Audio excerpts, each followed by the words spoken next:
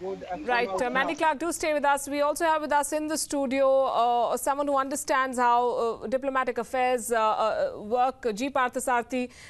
Good to have you on the show. And your first reaction to what the court has said today. Well, I think I would look at it this way, that we've got what we had sought. We had sought consular access. We had sought a holding on the verdict and the execution of the verdict. So both are there, and the court is now will look at this over a period of time. So in effect, we have bought time. For Pakistan, it's a loss of face. They have lost on every part of the argument, on the jurisdiction of the court, on their claim that the bilateral agreement superseded the Vienna Convention. All that has been lost. So as your correspondent said they have gone, if I were in their position, I would keep my head down. Now, the thing is now to see and get world opinion to ensure that Pakistan does not in any way violate this court ruling. Right. And also to draw up plans now that if and when we get consular access, we utilize it in a manner so that Yadav makes it clear that his terms of his arrest were bogus and that he was framed. And the Pakistan is going to have a problem. And this is a very serious problem. The trials of its military courts are in secret. Roughly 280 or more Pakistanis have been executed by military courts recently for alleged acts of terrorism. Now, the very fact that the jurisdiction, the procedures of this military court have been called into question, it is going to strengthen those in Pakistan who are claiming that their rights are violated by these military courts. Pakistan is about the only country where you have a military court given powers to try a civilian with no powers of appeal to a civilian authority. So the arbitrariness of this, I think we will now have to, in future hearings and in sensitizing world opinion, point all this out. That is a very, very important part of the coming diplomacy. But right now, we do our judicial homework and get back to the court on what all it has sought. Yeah. Right. My colleague Raghavendra also joining us from Vijay Chowk. Raghavendra, big win for India, both diplomatically and legally, but the fight isn't over.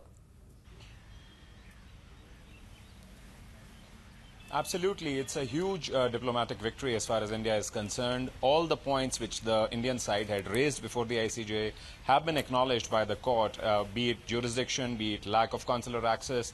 The court has upheld all the arguments which the Indian side had made before the ICJ, at the same time rejecting all the arguments, all the important ones made by Pakistan. So it's a diplomatic coup of sorts, because nobody had expected India in the first place to have approached the ICJ in the matter. India has been reluctant to take bilateral issues related to Pakistan being taken to international fora. It was a diplomatic coup of sorts when India did that, and the fact that it has managed to secure an order with provisional measures like these in such a short duration, it indeed is a diplomatic coup. Right. Let's talk to Ramesh, who's also been tracking this, joining us from the newsroom. Ramesh, the first reactions coming in from your sources in the MEA. Well, Palki, we are waiting for hearing from the Ministry of External Affairs. The press conference is expected anytime now. But if the initial reactions in the run-up to the judgment or the order of the court is concerned, then one can say with a fair degree of confidence that India was always sanguine and confident of a positive or favorable response. But just to take off from a point where High Commissioner left there, I mean, I would also be looking forward to how this judgment or decision of the ICJ plays itself out given in the civil-military dynamic within Pakistan going forward as well. As High Commissioner Parthasarathy pointed out, this will have a bearing on the military establishment of Pakistan, no doubt, and it remains to be seen how the civilian government will respond to any overtures from the Indian side in the days and weeks ahead, especially given the fact that the judgment of the decision of ICJ is not clear yet on whether it forces or obligates Pakistan to give India consular access just yet, although given the fact that the court has asked and told Pakistan to stay the execution of Kulbhushan Yadav, it remains to be seen how the civil military establishment of the day in Pakistan chooses to respond, if it does want to, on the issue of granting India consular access to Kulbhushan Yadav in the days ahead. Right, and of course, one of the things that was said by the judge today is that Pakistan has to ensure that he's not executed. And one of the concerns being expressed in India is that we've seen no proof of life. We don't know what his status is. That is why we have been asking for consular access. Now, the spirit of this judgment is very clearly that they failed because they didn't, amongst the other reasons, they didn't grant us consular access. That was one. They say the protocol is, the Vienna Convention is applicable. It prevails over bilateral agreement reached in 2008. And therefore, Pakistan has to observe those provisions. And those provisions include, most importantly, under Article 36, consular access, and the right for us to see that he is properly defended and not arbitrarily done. And I think your colleague has made a very good point. A lot of people in the civilian government felt that the army was getting out of hand. I mean, in effect, one of their people argued in this court, in the World Court, that the jurisdiction extended to civilian but not to military courts.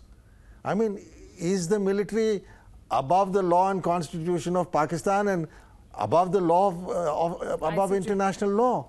I mean, it's ridiculous that the Pakistan military regards itself as an omnipotent and unaccountable institution. Let's get in a voice from Pakistan. Taha Siddiqui is with us. Taha, last night on the show we were talking about how the entire narrative is being built up in Pakistan that says we do not believe that this court has any jurisdiction and there is no reason why Pakistan should follow anything that happens at the ICJ. And well, it will be interesting to see now what the Pakistani government and the military have to say about this decision. Well, from the looks of it, from what I'm hearing right now and the reactions that we're getting already from the Foreign Office, it seems like there's going to be a subsequent hearing, and there will be the Pakistani side will be given more time to present its evidences, and it's sort of there will be a proper hearing and proper trial going on from now. So given all of that, and until then, there has been a stay order given on the death penalty. So but the Pakistani perspective has been that even on Monday, when the hearing had happened, when the Pakistani side had made its sort of defense arguments, at that time it had said that we are not we're not going to hang Kulbhushan Yadav anytime soon, and his execution is not right now going to be anytime soon. There is a legal process that has to happen. So definitely, I mean, they were already conceding to the fact that it's not going to happen immediately, as India was fearing that it might happen immediately. So that has been settled, that for now, even from the ICJ, they have been informed and instructed. So Pakistan currently seems to be in the mood to sort of argue and debate this further down with the hearings that would come. From what I'm gathering and what I'm hearing, they want to argue, firstly, again, they want to present their sort of, that 2008 agreement between the two countries, which was mentioned in the first hearing. Now the documents of it and from the Foreign Office will be presented, and they will present a case with regards to jurisdiction again. So they're still talking about the jurisdiction issue, although, I mean, the ICJ has said that Pakistan has that it has a jurisdiction over such matters, and Vienna Convention does matter whether a spy or not. But Pakistan is still going to go for that way of defense from the legal experts that I'm talking to, who are close to the government. So Taha, the case is going to go on. It was no one's contention that the ICJ is going to today decide that Kulbhushan Yadav should be freed. The court has come up with provisional measures, and the two main contentions that the Pakistani council made: A, that the ICJ has no jurisdiction, and B, that Vienna Convention does not apply to cases of espionage, have both been rejected by the International Court of Justice, which has also observed that Pakistan should have given consular consular access to Kulbhushan Jadhav. In light of that, what sort of response do we see from the Pakistani establishment? Because as far as this round is concerned, they've lost the case. Definitely, it's a big setback for Pakistan. And now I think the main contention will come down to providing consular access. From what I understand, talking to my sources here on ground, the consular access is not being given because the way the case has been handled, the Kulbhushan is still in the custody of military. And the military has not even told the civilians as to where he's being kept. Even though according to the rules and regulations, once somebody is convicted in the military courts, even under Army Act, he has to be transferred to a civilian prison. But he continues to stay with the military. The military refuses to sort of, provide any details to the civilians. So in that case, the Foreign Office is the way for Indian High Commission here or the Indian government to go and approach for consular access. But I don't see that forthcoming, and that will probably, we will see in the coming days, friction between the civilian and the military, given the fact that the civilian have, in a way, have had a setback in the International Court of Justice. So coming back home now, they might pressurize the military to give consular access. But from what I understand, that is a no-go area completely. So that puts the Nawaz Sharif government in a spot, exactly what you were referring to. This is what I have been saying. I mean, how can you go to a world court and say that a military is not accountable to a civilian government? It is an elected civilian government. And the military to presume that it has authority over the civilian government, that it has authority over the International Court of Justice, and that what the so-called justice it dispenses will not be applicable, cannot be questioned internationally either. I mean, there is a sense of hubris is all I can say. And because from what I know, dealing with many Pakistanis, that's not the way they feel their country is governed. It is based on a principle of separation of powers and certainly a subordination of the military to the elected representatives of the people. So this argument that the military is doing this is going to cut no ice unless Pakistan is going to go to the world and say, sorry, we claim we are a democracy, but we are not a democracy. Right. And Ramesh, I know you wanted to make a point. I'll ask you to hold on to that thought for a bit. We're hearing from Arvind Singh, who's a friend of Kulbhushan Jadhav, and our colleague Rakesh Trivedi has spoken to him in Mumbai. Let's listen in. Rolling. So here is the first reaction of Kulbhushan Jadhav's friends after the ICJ verdict. So your first reaction on this verdict? Wow, we are victorious! Hindustan Zindabad! Hooray! The court has accepted that the consular access should have been given to Kulbhushan Jadhav and India. Now they have also advised them that the consular access should be provided. What is your take on this? Precisely. In fact, that was the worst thing what Pakistan did, and that was basically this particular consular access thing actually has stepped them down. Now, since they have agreed upon the jurisdiction about the way he has been captured and the consular access, I'm very sure that this case is going to be in our favor. Very soon he is going to be released. The court has also said that Pakistan should not execute him till the final verdict comes out.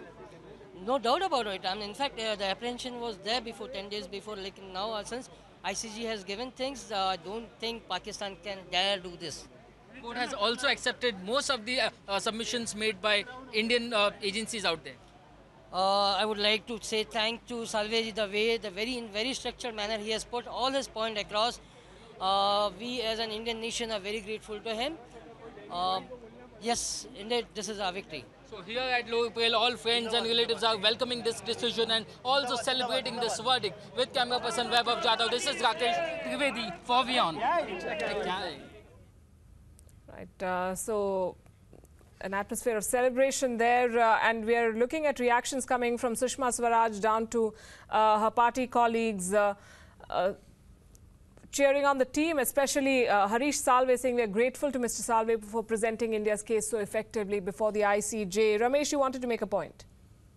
you, Palki. I just want to, quick couple of points on this issue. One, as High Commissioner Parthasarathy pointed out, this is a ringing endorsement, a validation of India's decision, which is a clear departure from the past to first take the matter to the ICJ. So, a vindication of India's decision to move the ICJ in this case, number one. Number two, I would describe this as round one goes to India. Now, to borrow an boxing analogy, India would hope to, go for a TKO or a total knockout whenever the court resumes hearing in this matter going forward. And three, Palki, one point which we have not discussed or paid attention to in as much detail is the one reference or remark made by Justice Ronnie Abraham, which is very significant. He said that under the Pakistani domestic law, Kulbhushan Jadhav will not be executed in the first instance, not before the end of August. But then he goes on to say that the execution may take place any moment, and these are Justice Abraham's words, any moment after that, but before the final decision. So to my mind, and as a legal commoner without much knowledge of legal issues, this effectively puts a stay forever for the foreseeable future until the court decides one way or another that Kulbhushan Jadhav will not be executed. So clearly, Pakistan, if at all it indeed wanted or could have executed him after the end of August, will not be in a position to do so, number one. Number two, on every point which India raised in the submission on Monday the 15th, the court unanimously observed, even on the issue, for instance, of the plausibility of India's rights under Article 36, Para 1 and the requisition for provisional measures, that the court also said that a link exists between India's rights claimed under this article and the provisional measures, and that the fear of irreparable damage and urgency also, it said that the risk of irreparable prejudice is sufficient to demand the existence of such a risk, and therefore the court went on to say that it is satisfied that there is urgency in this matter, and therefore they conclude unanimously, one, that Pakistan shall not execute Kulbhushan Jadhav pending the trial, the final decision, and two, decided that until the final decision it will remain seized of the matter. So clearly victory in the first instance for India. It remains to be seen. I again emphasize how this will play out on the civil-military dynamic in Pakistan domestically going forward. Palki? And that is where the story moves next. What happens? What does the Pakistani military establishment decide? And Taha, from what I'm gathering online and from reactions, it's not just Mr. Jadhav's family and friends who are probably celebrating, it's Mr. Nawaz Sharif as well. Well, in a way, I mean, there might be sort of a pressure on the civilian government, because the civilian government is the one that is leading the case at the ICJ.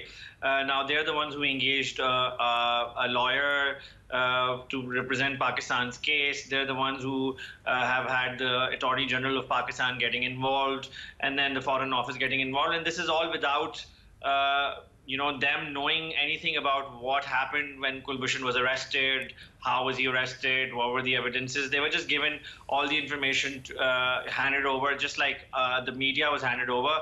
In the same way, the civilians have been handed over the information, not been really privy to the insider details. So in that sense, already we are getting this, and I've been reading this since today morning, that there was a feel, and people who were feeling that the decision might go against Pakistan, they've already started saying that this is sort of an incapacity and an inability of the Pakistani government and the PMLN, Nawaz Sharif, and the civilians to be able to represent our case as much as they should have been, to successfully represent our case. So they're kind of putting all the blame. Already we're seeing the blame being put onto Nawaz Sharif and his team and his legal counsel, and in a way he's being blamed for not representing Pakistan as successfully as he should have. But given all of that, I mean, with the information they had, from what we understand, even to the extent that a lot of times the military during the case of this whole Kulbhushan Jadhav's episode,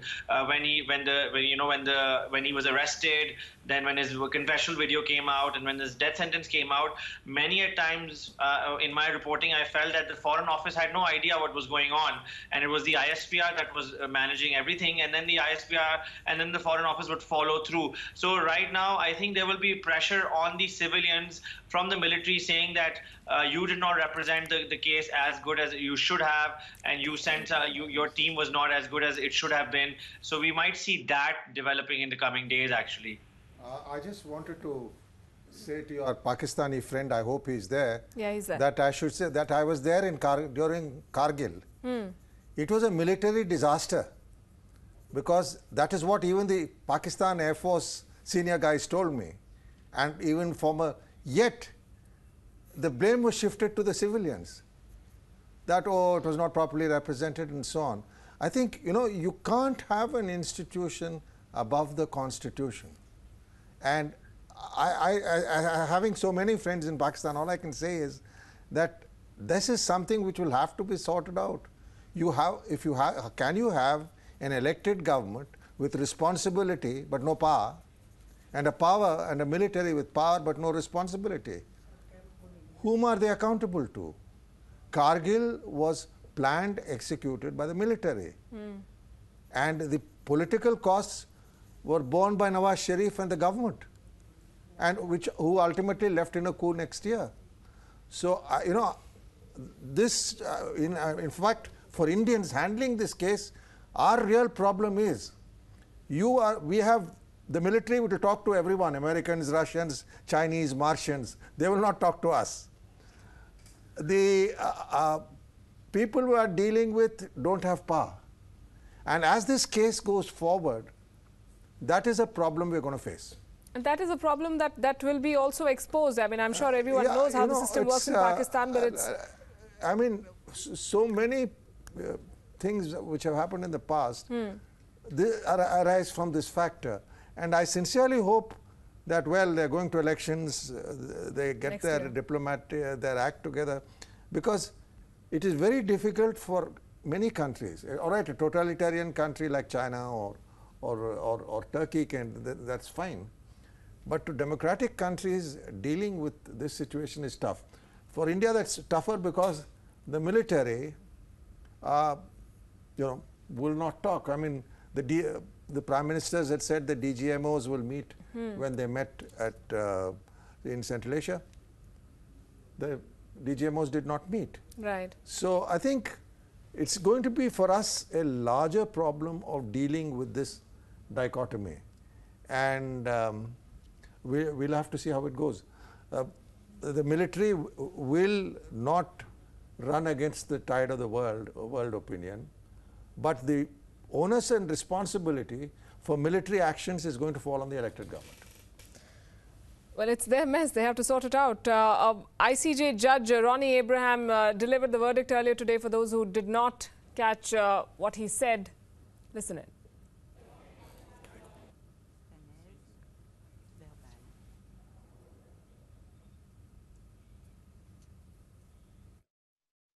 First, unanimously indicates the following provisional measures.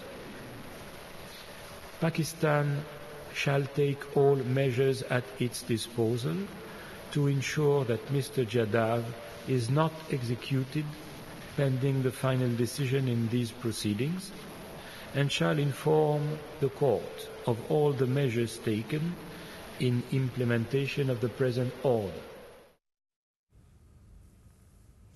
And Raghavendra, the political reactions are on expected lines, and for once, all parties speaking in one voice.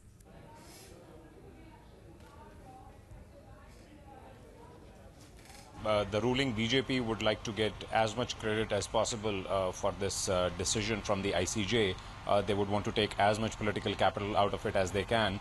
But yes, I mean, none of the other political parties, the opposition parties, none of them have any reason to, take this moment of glory away from the BJP, because it indeed is a victory for the country at an international fora.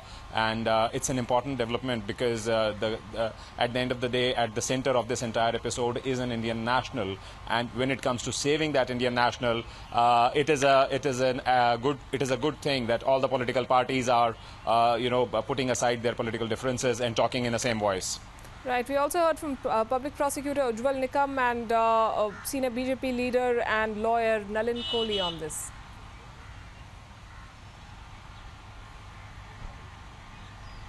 Pakistan will have no option. Pakistan has to implement this order, and if Pakistan try to dissolve this order, then naturally the Pakistan would be exposed before the entire world. So I think this is a very great big victory for India, because India has asked for years, and according to me, the ICJ today, relying upon the Article 41 of the statute, has granted almost the entire prayer of India, and therefore now the Pak can't run away and the whole truth will come out. Now let us see what happens further.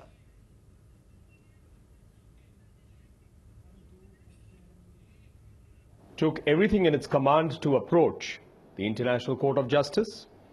Under Prime Minister Modi, there has been a clear indication and effort that Indian citizens are valued, and the government will do everything at its command to reach out to them and to protect them.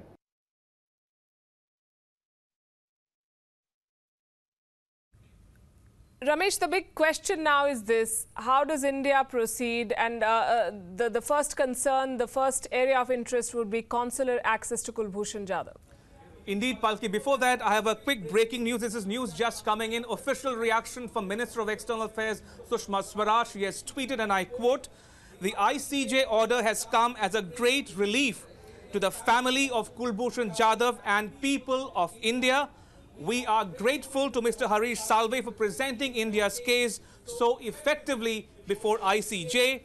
I assure the nation that under the leadership of Prime Minister Modi, we will leave no stone unturned to save Kulbhushan Jadhav." And she goes on to say, "I compliment my team of officers in the MEA for their tireless efforts and hard work," unquote. This is the first official reaction from the Foreign Ministry headed by Sushma Swaraj, the Minister of External Affairs, and she has said that the ICJ, she described it as a great relief to the family of Kulbhushan Jadhav and also the people of India. Palki. Right. Taha, what kind of reactions do you see in the Pakistani press, which, as you pointed out earlier, hadn't shown the Indian side of the proceedings on Monday? Well, there is a lot of discussion going on right now, and in a way, I mean, there is analysis from legal experts, from former bureaucrats, and most of them are now trying to take a position back. I mean, earlier on, we saw a lot of self-congratulatory attitude from Pakistan when the defense on Monday was presented, saying that Pakistan was able to present its case in such a strong way, and Pakistan was going to get, Pakistan was able to convince the ICJ even before the decision had come out. They were saying that, but now I think they're taking a step back and realizing that that the ICJ has given a ruling in favor of India, and now most of the questioning is about how the hearing will happen, for how from now on, what will the government have to do to prove its points that it hasn't been able to do as of yet.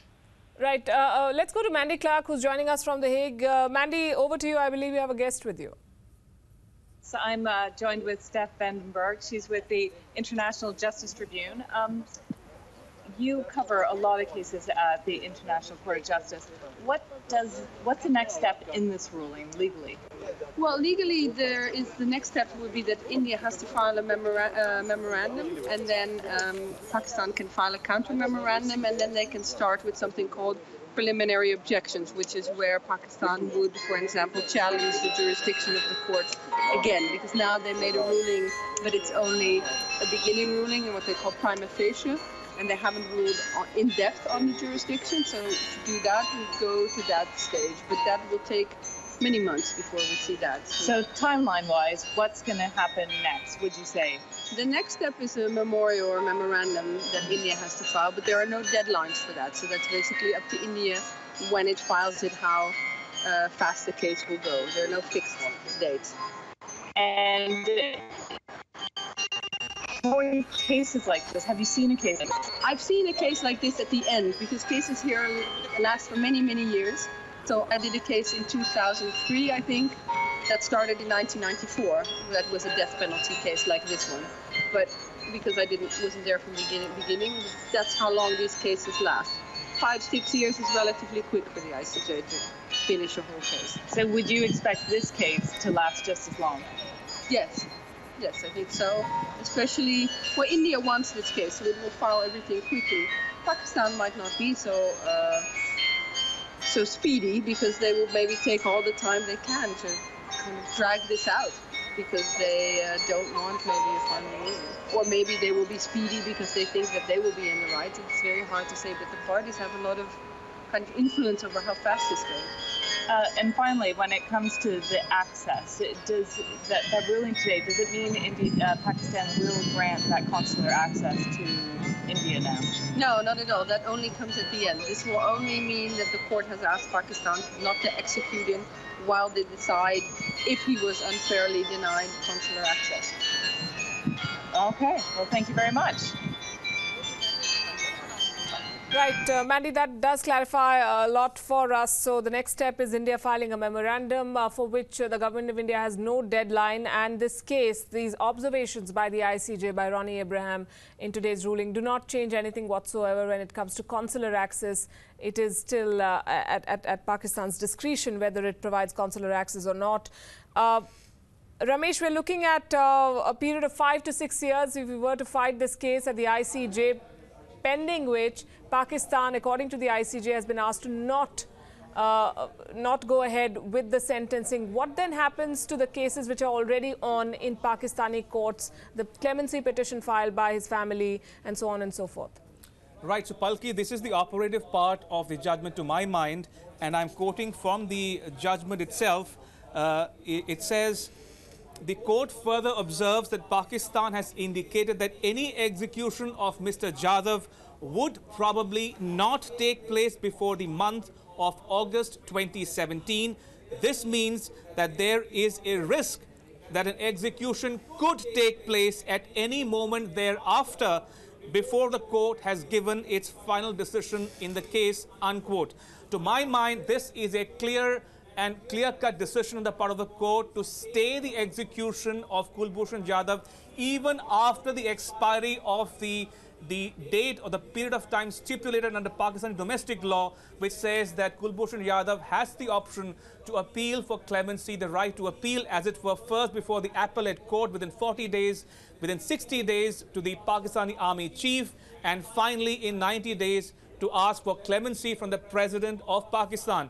Now, those decisions, we don't know whether it would indeed be exercised or not, because Kulbhushan Jadhav, to all indications and purposes, has not yet been either informed of his rights or been given the benefit of having a lawyer of his choice to pursue, to take legal recourse. So clearly, to my mind, this is a ringing endorsement of Pakistan's, of India's decision to go to the ICJ number 1. And just to take off from the point where High Commissioner Parthasarathy left, to my mind, Palki, this, indicates to my mind that Pakistan Army is not above questioning or not beyond reproach.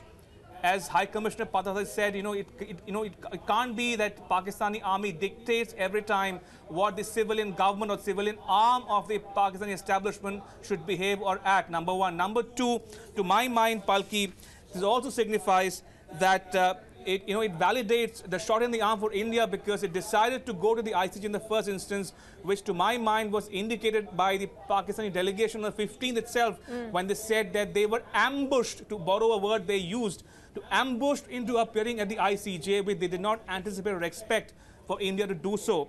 So clearly, to my mind, these 2 points are the biggest takeaways to my mind, the takeaways from this decision. And also, another worry could be that how this will effectively or play out on the civilian government in Pakistan remains to be seen. Right. So, Mr. Parthasarathy, there are a lot of ifs. If the Pakistani government agrees, if the Pakistani military court agrees to go by what the government is saying, and what happens to the cases that we're talking about in Pakistan? I'm told there is some update that we have to give our viewers. Those 5 takeaways. In Pakistan, protests against the ICJ verdict is what we are learning. And this is playing according to a script, I guess. The Pakistani establishment had questioned the jurisdiction. And what does this protest mean? I think Mandy Clark would be the best person to answer that. In what form has this protest been expressed, Mandy? Sorry, can you repeat the question? The breaking news we're getting, Mandy, is that Pakistan has protested the ICJ verdict. Where has it protested? In what form has this protest been expressed? In the light of what I don't have the details on the protest. We only got the Pakistan reaction here at the steps of court. Whether that protest is coming from the government, I'm not sure, but we do know they don't really have a recourse to appeal. There's no appeal option. So whether they protest or not, which will be, a show of their emotion, it won't be legally bound. Certainly. Right. I think Taha has some information. Taha, I believe the Pakistan Army chief has spoken about this.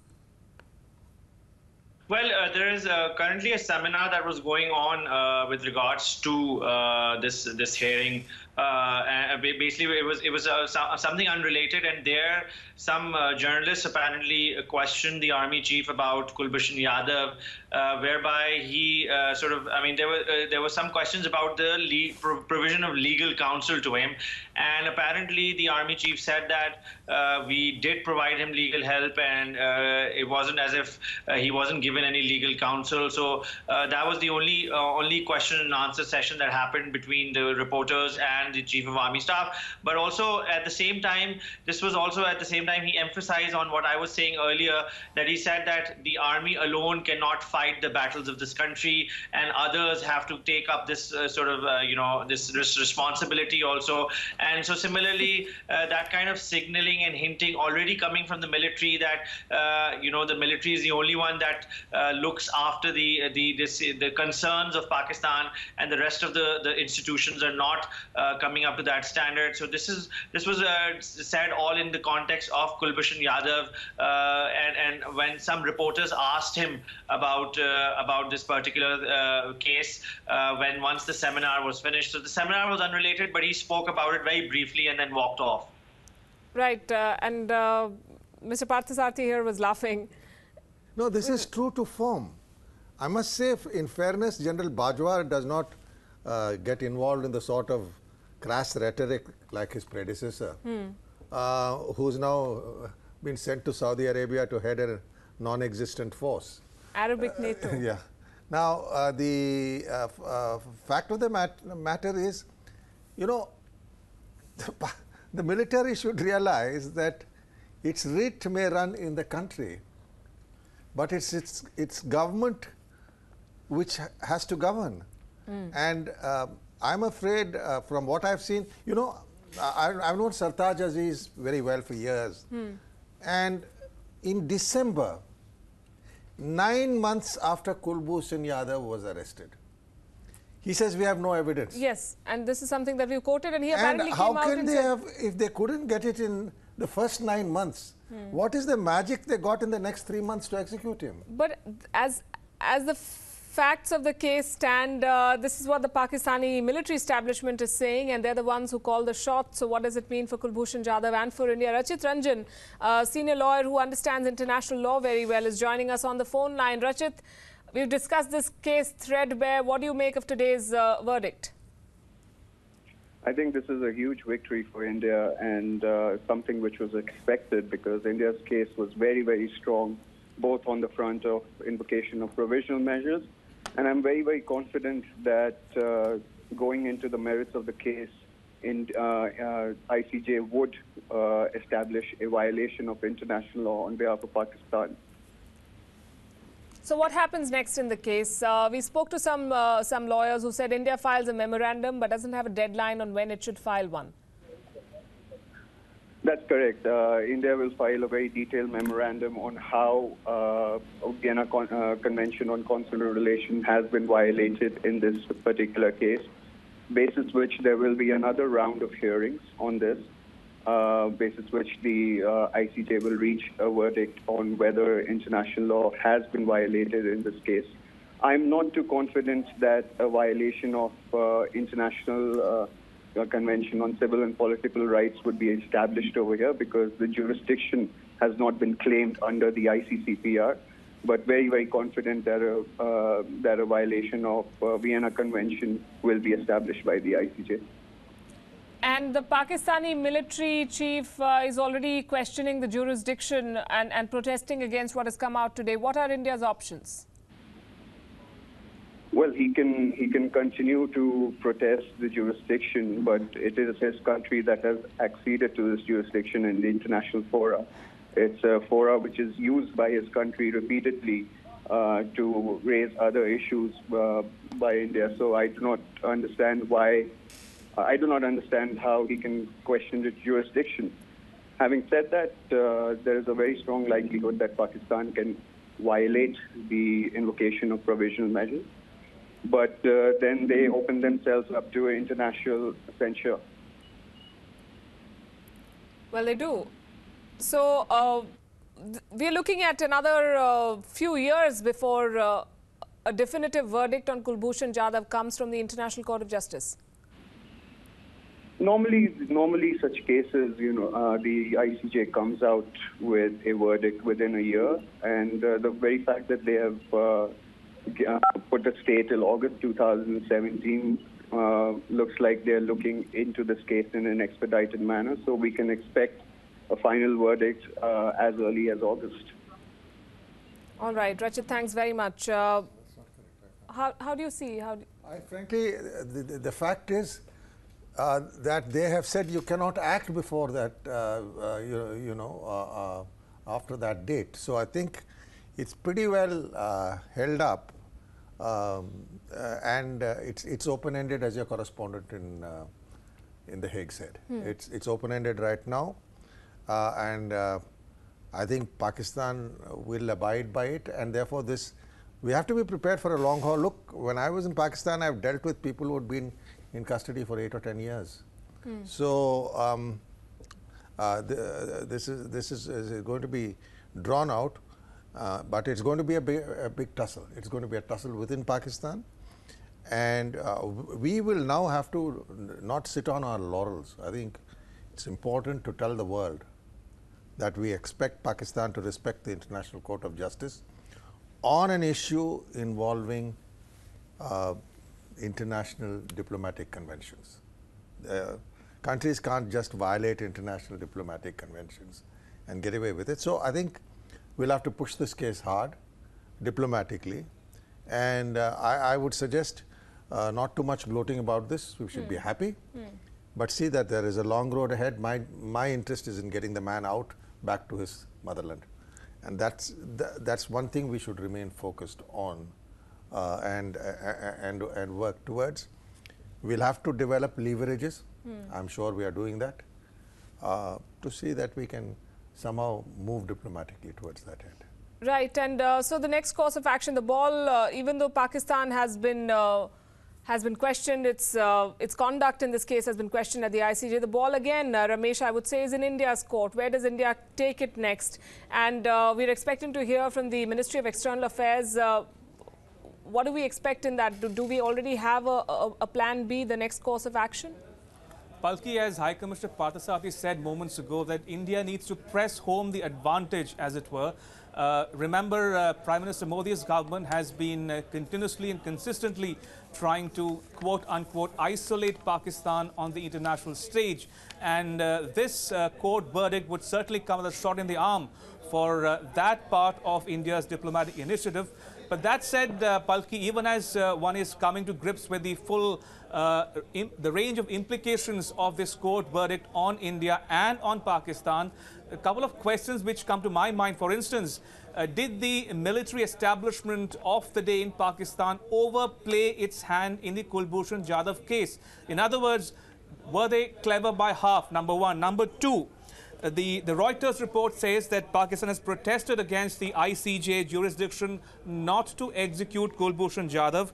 Now, to my mind, this decision of the court would have hurt Pakistan where it hurts the most, because going forward, I don't think Pakistan can afford to keep out of relenting, or at least some of India's submissions in the last few days, including but not limited to giving India consular access to Kulbhushan Yadav, giving him a legal recourse, as it were, by giving him a lawyer to fight it out in the Pakistani domestic, under the domestic laws of Pakistan, and also, as High Commissioner Parthasarathy mentioned, that of building leverages going forward. And also, Palki, just a short point, that any other country would have been embarrassed by this so-called censure or stricture by the International Court. But to my mind, the irony or the problem or the challenge for India is that if Pakistan were a country that would have been embarrassed out of its skin, or taken or worried about the reputation, it would have changed course long ago. So I don't know how quickly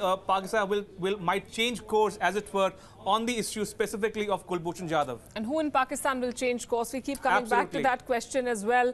Taha, do we expect a formal reaction from the government of Pakistan on what happened at The Hague? Definitely. I mean, we are already getting to hear some statements from the Foreign Office with regards to the fact that they're reiterating what they already said, in the sense that that Pakistan had already said on Monday that there was no immediate execution in the pipeline for Yadav. So in that way, the ICJ reminding us of saying that we cannot execute him and giving a stay order. We were already not going to execute him anytime soon, and he has legal proceedings to go through, and after that a decision will be taken. But as far as, I mean, the main reaction that I will wait for will be from perhaps the senior policymakers, in the sense that the Foreign Office, for example, Sartaj Aziz himself, or at the same time Ashtar Osaf, who is heading the Pakistan legal team and who has sent the legal team to Hague. He is basically managing everything from here, from Islamabad, but it's his representatives and his guidance under which the whole case is being run under. So we will, I mean, it's too early right now, but in some time we will start seeing these reactions coming in. Right. Taha, Ramesh, Mandy, Raghavendra, do stay with us. We're going to take a very short break at this point. Be back with more.